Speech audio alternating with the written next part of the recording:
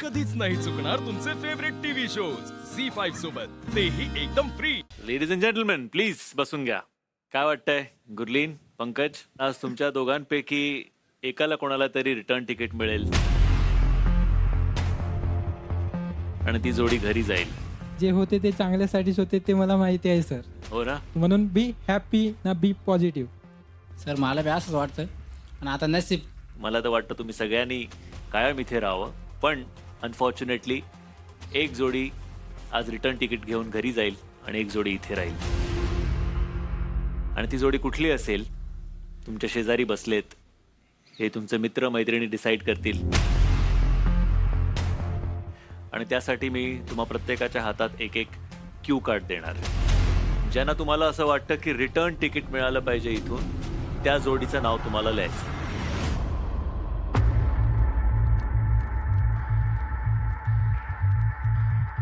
Okay, चला मुलांनी लिहायला सुरुवात करा. सहमतीने घ्यायचंय का फक्त पोरांचा डिसिजन असणार आहे? दोघं आपापसात डिस्कस करा, ठरवा आणि ते नाव क्यू कार्ड्स वर लिहा. ऐकून घ्या. दोघं म्हणजे फक्त दोघं आपापसात डिस्कस करा. काय झालं रामा, काय झालं? मला बोलतोय बोलू नकोस, म्हणजे माझं मत तिथे मांडायचं पण नाही. तो आहे त्याच्यामुळे मी इथे नाही तर मी तो नसता तर मी बी नसतो. अरे तेव्हा काय तुम्ही- बोलायचंय? अरे सोड तिकडे, मला बोलून दे. माझं मन दाबलं नीट बोल पहिले तर, नीट बोल सगळ्यांशी. दाबलं जात. दुसऱ्यांना कोण राग येत तुला राग येईल. येऊ कसं प्लीज. सर इट्स ओके, त्याला लिहून द्या, इट्स फाईन.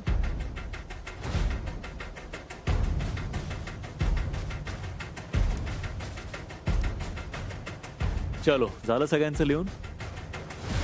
सगळ्यात आधी रामानिता. सर पंकज आणि गुरलीन. का बरं? का बरं? पंकज मस्त करत आलाय पहिल्यापासून. तसा अर्जुननी जोडी बदलली म्हणजे तेव्हापासून तो एवढा खुलून गेलाय, म्हणजे एक तास जिंकला तो डायरेक्ट. मला तर मस्त वाटलं भारी. पण पंकजनी पण आधीच्या टास्क खूप काही चांगल्या केल्या आहेत. हो मस्त केलंय सर, पण आता अर्जुन हळूहळू उघडायला लागलाय, म्हणजे उघडूनच गेलाय सर तो पुरा. येस नीता. सर मला वाटत नाही मला काय बोललं पाहिजे, सिन्स माझं ओपिनियन मॅटर नाही करत इथे. त्यांनी ऑलरेडी वोट दिलाय तर मला काय बोलायचं नाही यापुढे. त्यांनी वोट तर दिलंय, पण तरी तुला जर का विचारलं तुझं वोट? सर माझं ऑब्व्हियसली पंकज गुरलीला सेव्ह करायचं होतं, कारण पंकज कन्सिस्टंटली स्टार्टपासून खेळत आलाय.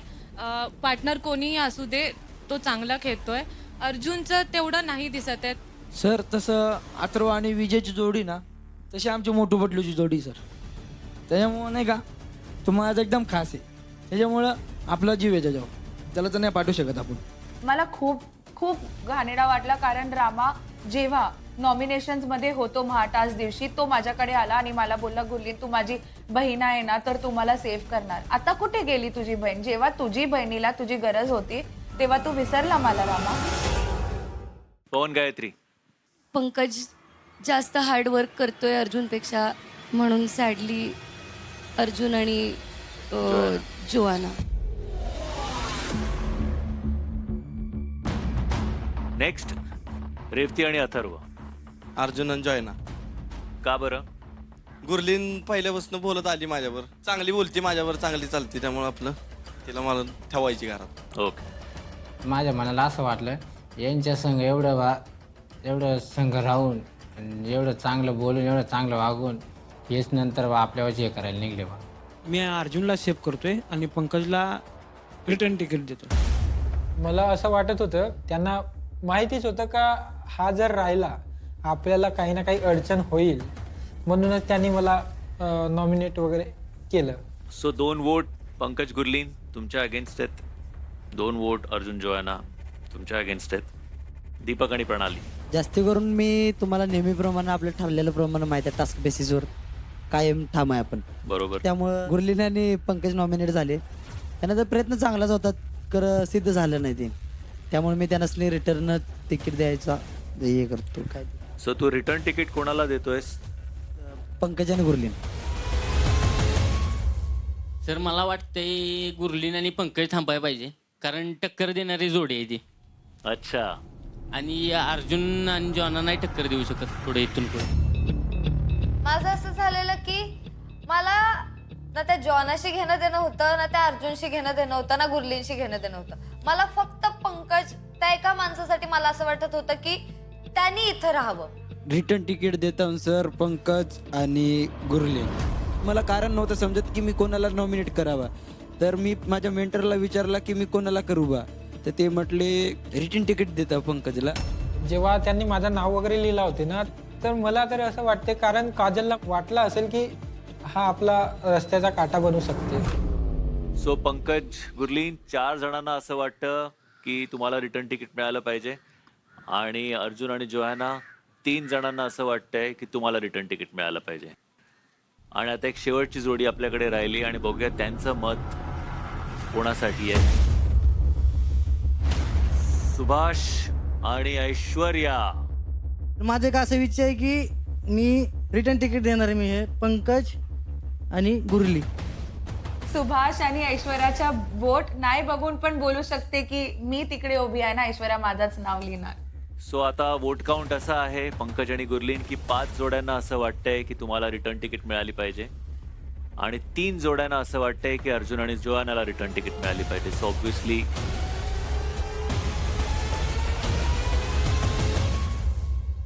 पण त्याआधी मला अर्जुन आणि जोहाना तुम्हाला कॉंग्रॅच्युलेट करायचं आहे. ओके.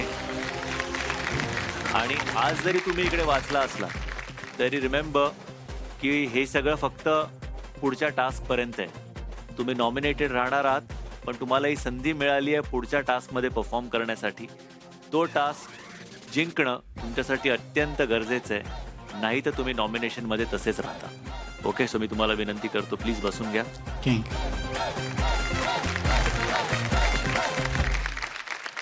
पंकज गुरलीन. जी सर. काय म्हणशील पंकज? इथं राहायला मजा आली सर. म्हणजे आमच्या घराला तर दरवाजे पण नाही आहेत. त्या तशा घरातून म्हणजे ह्या एवढ्या मोठ्या विलामध्ये येणे म्हणजे खूप मोठी गोष्ट आहे. आणि यातून म्हणजे बऱ्याच अशा गोष्टी म्हणजे मला शिकायला भेटल्या आणि मला जी संधी दिली जी मराठीने, तर म्हणजे खूप खूप आभार मानतो. आणि इकडनं गेल्यावर काय सगळ्यात जास्त मिस करशील? आता सर आपले गावरान ब्रो, कारण आम्ही म्हणजे जसं सकाळी उठल्यानंतर आम्ही जे डान्स वगैरे करत होतो